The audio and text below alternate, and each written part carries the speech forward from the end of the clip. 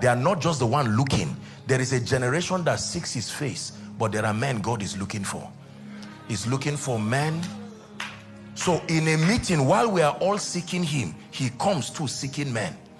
He's not just receiving the worship, he's seeking men.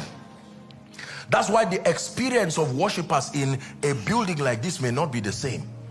As much as all of us are worshiping him, we may live with various possibilities. What are the possibilities that follow through worship? When you keep this pattern, the glory of God. And the glory of God, it will manifest in various dimensions. His manifested presence, his power, divine solutions, and so on and so forth. Those who understand worship are never bankrupt in this life. No. They will lock themselves and come up with answers. Answers. Let me tell you this. If a prayer warrior is not a worshiper, he will be wasting his time. Yes. You see, a worshiper is not a singer. A worshiper is one who is a keeper of these patterns.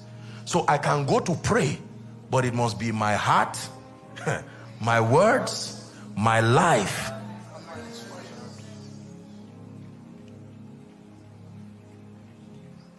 Imagine someone who stands on stage like Minister DUNSIN to sing. When you see the glory of God, just know it for a shorty. The pattern has been kept. Your heart, your words, your life, your service. Now the idea is not to condemn you. We're about to pray. It's a restoration of the tabernacle of David. In Acts chapter 15, when we read 16 and 17, the apostles were speaking and they spoke about the prophecy that Amos brought. Remember verse 16. Let me say a word about that. 16 and 17. Acts 15. And after this I will return, he said, and I will build again the tabernacle of David. Now if you understand anything about David, the nation of Israel were never a nation until it was under King David. They lived a nomadic life, moving from place to place. And everywhere they found themselves, as in the case of David, he pitched a tabernacle, a temporal tabernacle, intending to build a permanent one. But God did not allow him because his hand had shed too much blood.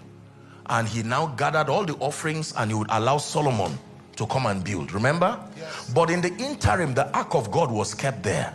You see that now. And it was a temporary place of worship. And then Amos would tell us that there was a prophecy upon David because he was a man after God's, not God's mind. He was a man after God's heart.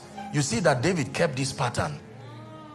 The heart, search my heart, try my thoughts. You still see, it was always let the words of my mouth and the meditation of be acceptable. Are you seeing now? Every time, what made David a man after God's heart was this heart, mouth, life, service.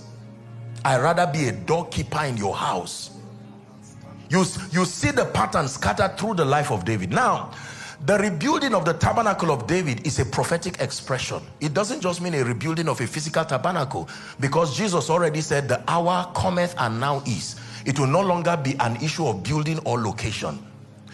The tabernacle of David in prophecy is a restoration of a divine order where there is a unified, acceptable system of worship.